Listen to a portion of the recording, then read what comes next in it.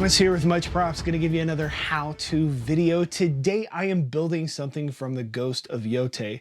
It is a continuation of the Ghost of Tsushima about 300 years later in the game time, and it has a different protagonist as the main character, which is Atsu. In the game, Atsu wears this very cool mempo that I have found a 3D model for right here. I'll put links to their stuff down in the description below, so if you wanted to download the 3D model and print it yourself, you could. I need to give a reason why I bought my 3D printer. I haven't been making a lot of videos with it, and I need to kind of show you some of the things that I have been printing, because I have a stack of things, I just haven't finished them because of busy.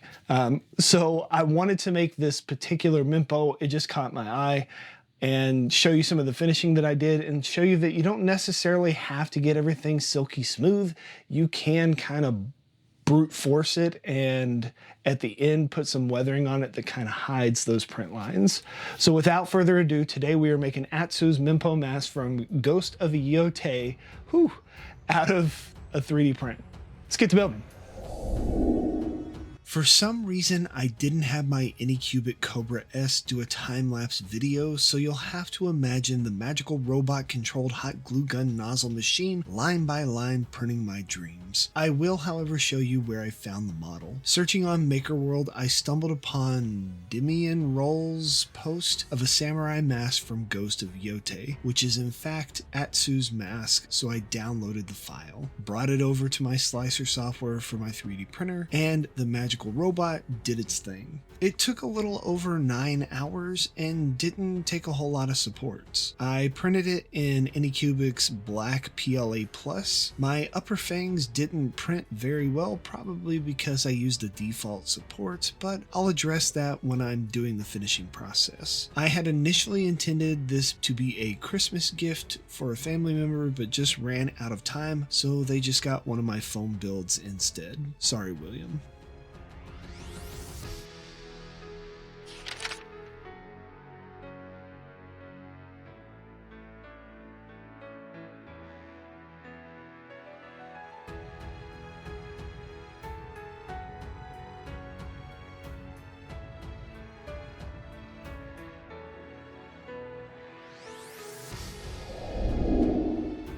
With the print hot off the presses, I needed to pull off all the supports so I can begin the finishing process. Most of it popped off pretty easy, with the exception of some supports that were on the inside of the nose that I had to get a little more aggressive with a pair of pliers and a hobby knife to clean it up.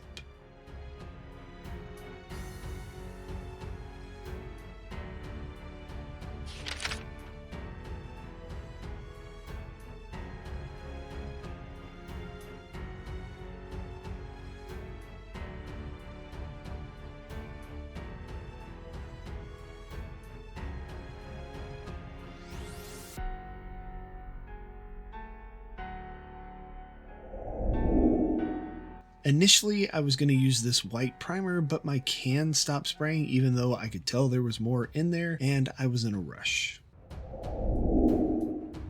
I ended up using some Rust-Oleum automotive primer to fill in some of the printer lines. Notice I'm not sanding anything. The automotive filler can be sanded once it dries and then spray again and again and again till you get your smooth surface, but I'm running out of time. You could use Bondo or a number of other methods, but honestly, I was just trying to work as quickly as I could. I went ahead and dry brushed on some white and added a little dirty burnt sienna and umber to age it up just a bit. Once done, I went over the raised veiny areas with black acrylic paint because I intend on painting metallic over it in the next step.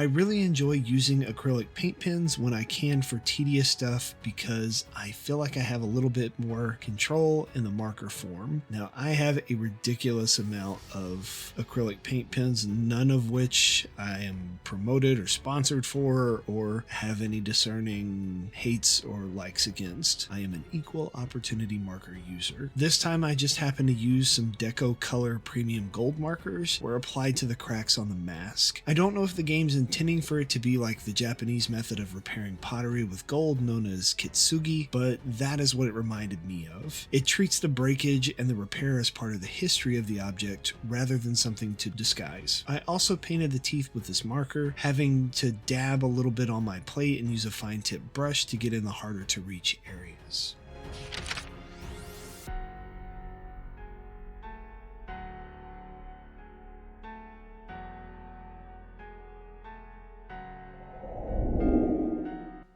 I'm pretty happy with the paint job and wanted to move on to the fixtures that the mask will be held onto my face with. I'm assuming that the designer of this model just intended for the cordage to go through the holes. I thought that a mask of this cherished history needed some more elegant attachment points, and by adding metal pieces it just makes the plastic thing feel a little bit more legit. After hours of searching Amazon, I stumbled upon some decorative washers with a nice motif and some D-ring rivets intended for purses that I liked in gold. This was the primary reason why I was not able to deliver my Christmas present on time as intended, because it took a few weeks to get to my residence. The screws that came with the D-ring rivets weren't long enough to extend through the plastic, so luckily I had some screws on hand that I could thread through instead.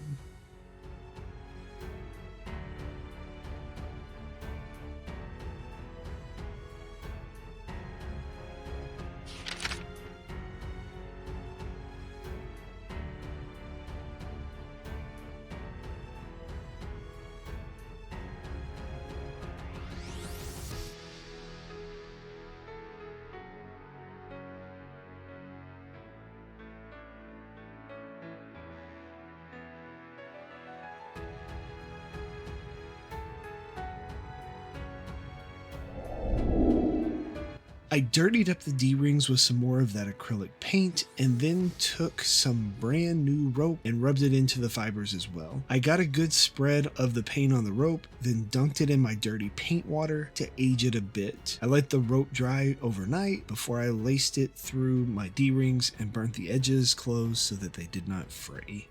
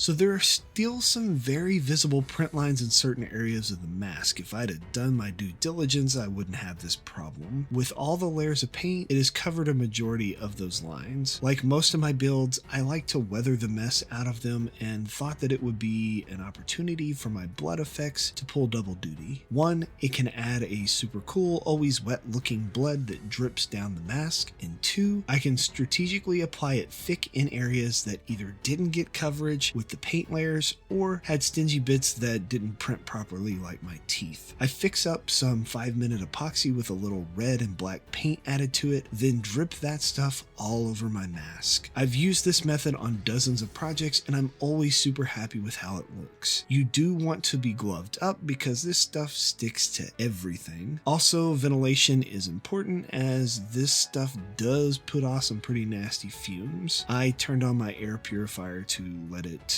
let defume. After about 24 hours, it was done and ready to handle. I hope you enjoyed this build, and I look forward to seeing you in the next build.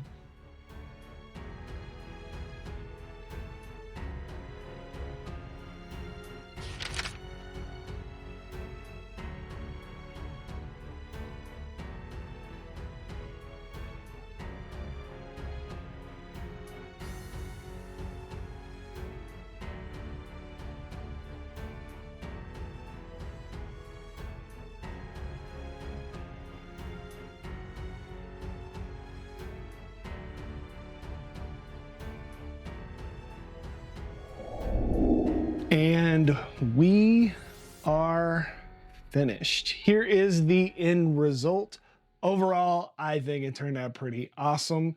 I know it isn't to the original specs. I found some things on Amazon that I really liked, and I just wanted to use them. So I know that this is not the traditional way that this mask would be laced. I know that the hardware is not anywhere matching of the games, but sometimes you just find something and you're like, yeah, that would look cool with that. I don't care if it's accurate, it's mine. Maybe you will try and make one of these yourselves and impress your friends with your ability to 3D print something and finish it, and then make some creative decisions that probably trigger a lot of people out there. Yeah, get over yourself. Maybe you'll get some, yay! And inevitably they're gonna ask you, how'd you make that? You can give them one of these, tell them, much props. Now, one surprising thing that happened was I printed it perfectly to my face. It fits like a glove. So I guess it's time to go save Japan or something, or at least scare the crap out of whoever's invading.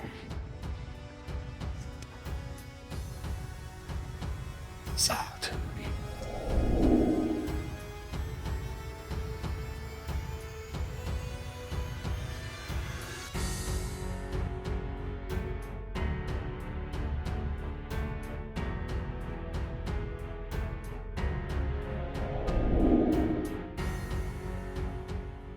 If you enjoy what I do here on YouTube and you'd like to see more builds like this one, please consider joining these awesome people listed here with me over on my Patreon to build a bigger, better, more creative community together.